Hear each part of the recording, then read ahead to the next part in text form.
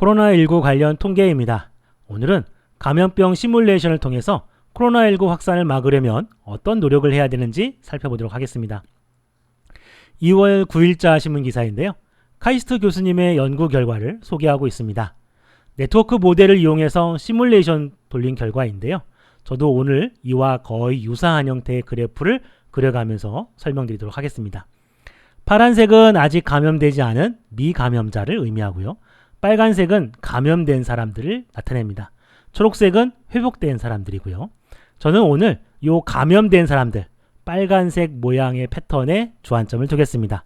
우리의 행동이 달라짐에 따라서 이 모양이 어떻게 바뀌는지 살펴보도록 할 거예요. 대부분의 시뮬레이션은 수학적 모델을 따르고 있는데요. 2010년도 연세대학교 이과대학에서 쓴 논문도 같은 맥락에서 시뮬레이션 돌린 결과입니다. 여기도 보면은 감염된 사람들의 이 모양, 패턴에 관심을 두고 있죠. 조건이 달라짐에 따라서 이 패턴이 어떻게 달라지는지를 살펴보고 있습니다. 오늘 저도 이와 똑같은 방식으로 분석을 해보도록 하겠습니다. 최소한의 이론적 배경이 필요한데요. 감염병 확산에는 세 가지 모델이 있습니다. 결정론적 모델이 있고 확률론적, 네트워크 모델이 있는데요. 결정론적 모델은 모든 국민이 동일한 패턴으로 움직인다고 가정을 하고 시뮬레이션을 돌립니다. 안정적인 결과가 나온다는 장점도 있지만 문제는 신천지와 같은 돌발 행동은 예측할 수 없다는 단점이 있죠. 대신 확률론적 모델 같은 경우는 그때그때마다 확률에 의해서 패턴이 확 달라집니다. 그러다 보니까 어떤 때는 감염병이 확 없어지기도 하고 어떤 때는 굉장히 창궐하기도 하고 그런 조건에 따라서 그렇게 되더라고요. 그래도 확률론적인 모델의 평균을 구해보면은 결정론적인 모델하고 크게 다르지 않습니다. 그러다 보니까 대부분의 논문들은 요 결정론적 모델을 가지고 적용을 해서 논문을 많이 쓰는 것 같아요. 물론 카이스트 교수님처럼 네트워크 모델을 써서 조금 더 복잡하게 분석하는 경우도 있지만 저 같은 초보자는 이 방법을 사용하도록 하겠습니다. 참고로 연세대 논문도 결정론적 모델을 적용해서 분석한 논문이었습니다. 질병의 특성에 따라서도 모델이 구분되어지는데요. SI 모델 같은 경우는 감염병에 걸릴 사람들이 다 걸리고 나면 끝나는 그런 모델입니다. 현실성은 없지만 제일 먼저 연구되었기 때문에 이런 모델들이 있고요. 그 다음에 SIS, 이게 조금 약간 현실적인 모델인데요. 감염된 후에도 회복될 수가 있어요. 근데 문제는 뭐냐면 면역력이 없어서 다시 감염될 가능성이 있다라고 하는 거죠. 이런 모델이 SIS입니다. 대표적인 게 감기 같은 거죠. 감기 뭐 한번 걸렸다고 그래서 올해 1년 동안은 내가 감기 안 걸려, 이게 아니잖아요. 그래서 SIS 같은 그런 모델을 써서 감기 전염병을 예측하기도 합니다. 오늘 사용할 거는 SIR 모델을 사용할 건데요. 이거 같은 경우는 회복된 후에 면역력이 생겨서 다시는 감염이 안 되는 그런 패턴을 그립니다. 그 코로나19하고 상당히 유사한 게 사스라든지 또는 메르스 이런 것들이 있는데요. 얘네들 같은 경우 짧게는 1, 2년, 길게는 8년에서 10년 동안 다시 감염되지 않습니다. 면역력이 생겨서 그렇거든요. 그래서 코로나19 같은 경우도 적어도 1, 2년 안에는 재감염되지 않을 거다라고 생각을 해서 이 방법으로 분석을 했습니다. 물론 요거 말고도 모형은 매우 다양하게 많이 있습니다. 뭐 잠복기의 특성을 집어넣어서 시뮬레이션을 돌릴 수도 있고요. 또는 뭐 무증상 감염까지도 고려해서 시뮬레이션을 돌릴 수도 있습니다. 여하튼 간에 다양한 가설들을 세워서 모형을 바꿀 수 있는데요. 대부분의 모형들은 SIR 요걸 기본 패턴으로 두고 있습니다. 참고로 연세대 논문 같은 경우는 SLAAR이라고 하는 요 모델을 써서 분석을 했더라고요. 저는 초보자이기 때문에 SIR 모델을 가지고 분석하겠습니다. 제가 볼 때 큰 차이는 안 나는 것 같아요. 이것이 실제 우리나라 감염자 수를 나타낸 그래프입니다. 위로 볼록한 모양, 앞에서 봤던 요 모양하고 비슷하죠. 참고로 얘는 스케일이 50, 100, 150 이렇게 이어지는데 여기는 한 40일 정도밖에 안 되기 때문에 굉장히 넓어 보입니다만 이것도 종 모양과 거의 비슷한 이런 패턴을 띠고 있습니다. 여기 보면 약간 좀 뾰족뾰족하죠. 요거에 대해서 제 나름대로의 해석을 잠시 후에 설명드리도록 하겠습니다.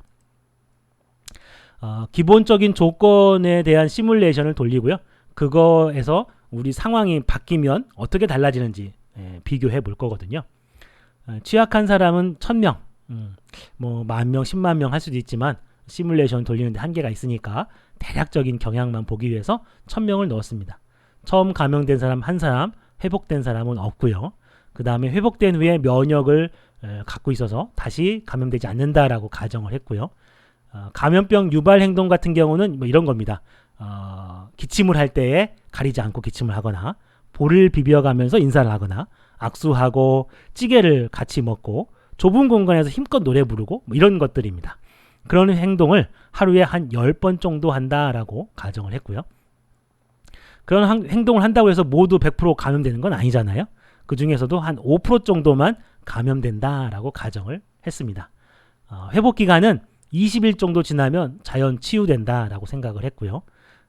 취약자 유입 없습니다. 보통 뭐 새로 태어나는 인구를 여기에 해당이 되는데 없다라고 가정을 했습니다. 짧은 기간이니까.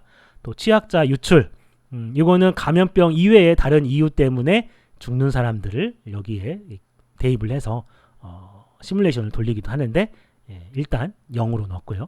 또 감염자 격리, 격리도 안 한다고 생각을 하는 겁니다. 자, 그렇게 했을 때 이렇게 빨간색처럼 감염자가 생긴다라고 하는 거죠. 회복자 격리도 없는 걸로 하고요.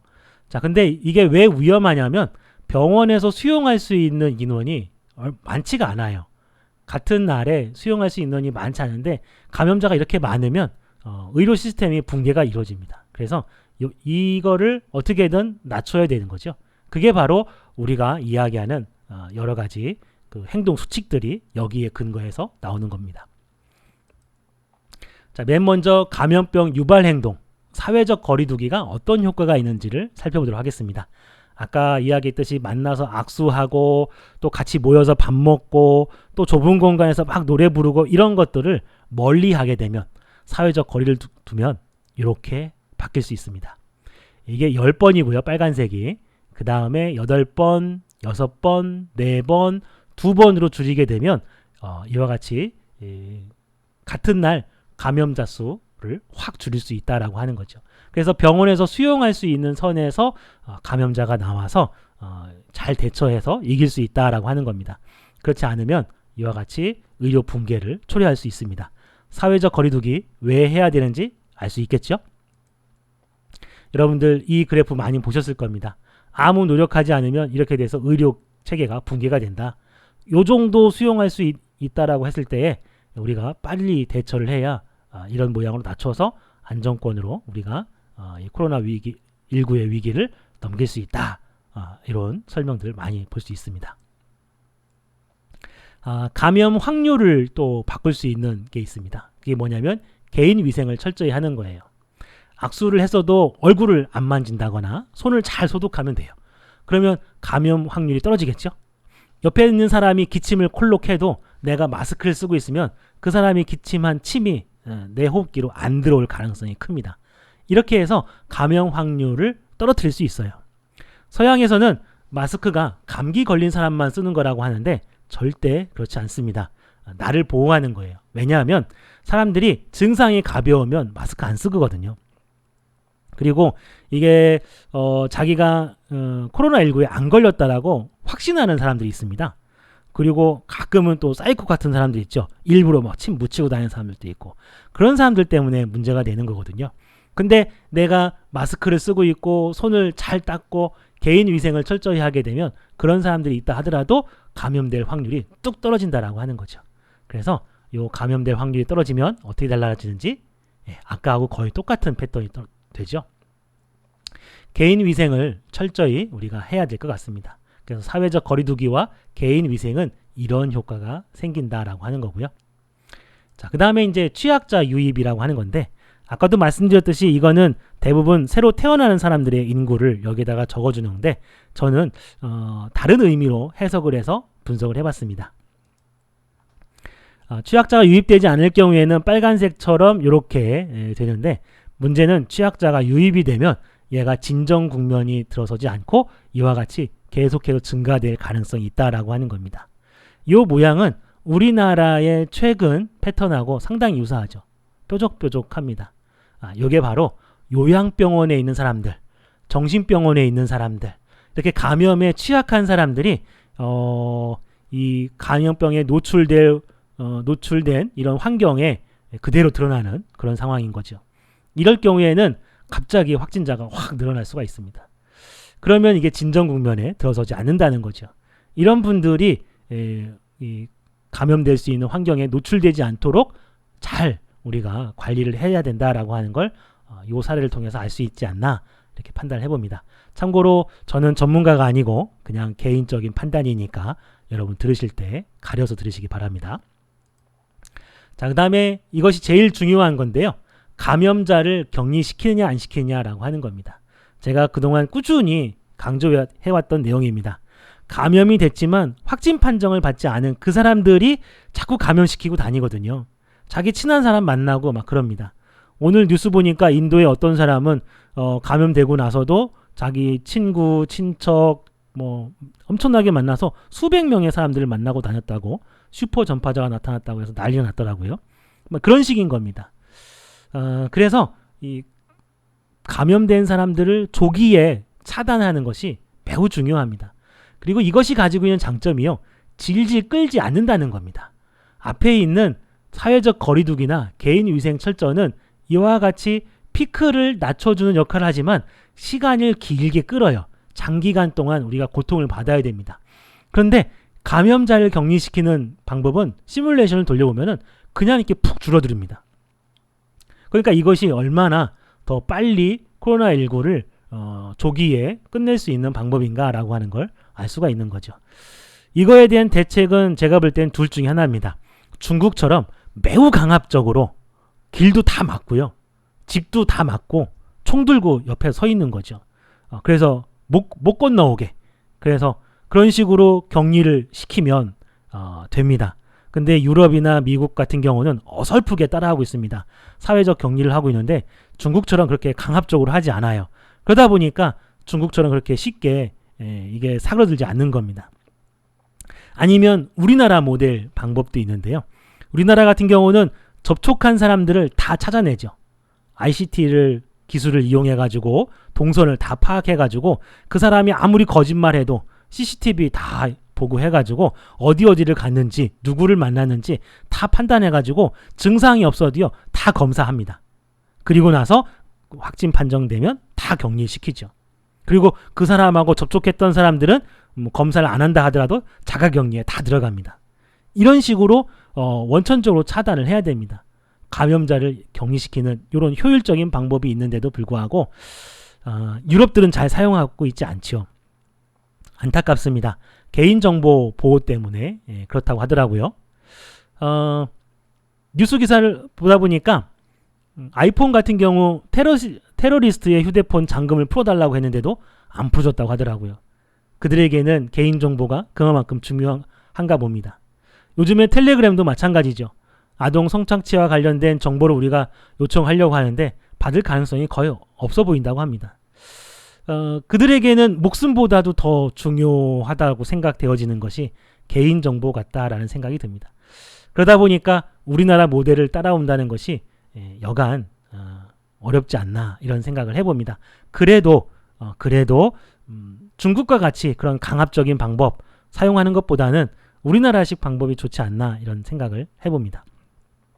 그나마 다행인 거는 최근 이탈리아에서 이런 위기의 상황에 한해서 또 개인정보를 어느 정도 보호할 수 있는 수준에서 위치 추적을 할 수 있도록 그렇게 추진하고 있다라고 하는 기사를 이탈리아 신문 기사를 보고 그런 걸 좀 감지했는데요. 그나마 이건 다행이라고 생각되어집니다.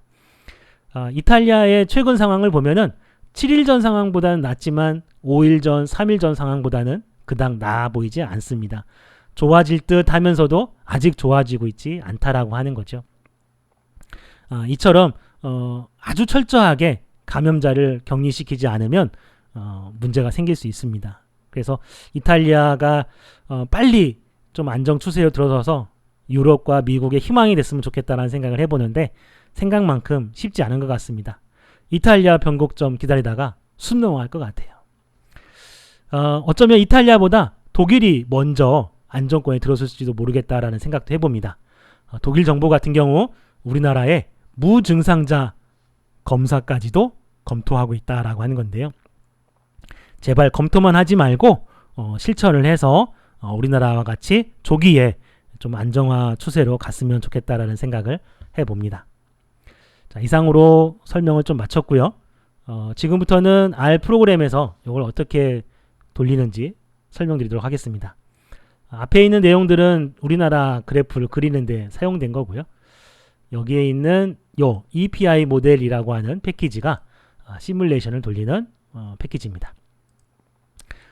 감염에 민감한 사람들, 취약한 사람들, 숫자, 감염된 사람들, 회복된 사람들 이런 숫자 넣어서 정리하고요. 그 다음에 SIR 모델을 적용합니다. 200일 정도까지 시뮬레이션을 돌립니다. 그 다음에 아까처럼 감염될 확률이라든지 또는 감염을 유발하는 그런 행동을 얼마나 하는지 등등등의 조건들을 다 집어넣고 시뮬레이션을 돌립니다. 자, 그리고 그 모든 걸 다 종합해서 시뮬레이션 돌리고요. 결과를 플롯합니다. 그 다음에 범례를 이렇게 달아주면 되죠. 그러면 카이스트 교수님이 분석했던 거와 거의 유사한 패턴의 이런 그래프를 여러분 확인해 볼 수 있습니다. 사회적 거리두기가 어떤 효과가 있는지 알고 싶으면은 바로 이 사회적 거리두기 감염을 유발하는 이 행동을 10에서부터 2까지 마이너스 2씩 더해가면서, 그러니까 2씩 감소시켜가면서 시뮬레이션을 돌리는 거죠. 이렇게 해서 돌린 다음에 플롯하면 앞에서 봤던 거하고 동일하게 비교가 가능합니다. 여러분들이 이것도 뭐 바꿔가면서 실험을 해볼 수 있겠죠. 개인정보 위생 같은 경우 여기에 넣어서 분석이 가능하고요. 그 다음에 취약한 사람들의 유입이라든지 취약한 사람들의 유출도 생각해 볼 수 있고요. 감염자 격리 이런 것들도 비교가 가능합니다. 요 밑에는 이제 이탈리아의 최근 패턴을 보기 위한 코드입니다. 자, 이상으로 분석 결과를 마치도록 하겠습니다. 결과를 한 번 더 요약을 해드린다면요. 사회적 거리두기를 해야 폭발적으로 감염자 수가 늘어나는 걸 막을 수 있습니다. 개인 위생을 철저히 하는 것도 같은 맥락이고요. 그 다음에 감염자의 그 감염병에 걸릴 가능성이 취약한 사람들이 노출되지 않도록 그분들을 철저하게 보호해야 될 것 같습니다. 그리고 가장 중요한 거는 감염자들과 접촉한 사람들을 모두 격리시키고 그 중에 감염자를 또 잘 검사해내는 거, 이런 것들이 매우 중요하다 이런 생각이 듭니다. 제발 돌출 행동하는 사람들이 없었으면 하는 생각이 듭니다. 그래야 더 빨리 조기에 이 문제가 종식될 수 있어요. 오늘 분석 여기서 마치겠습니다. 감사합니다.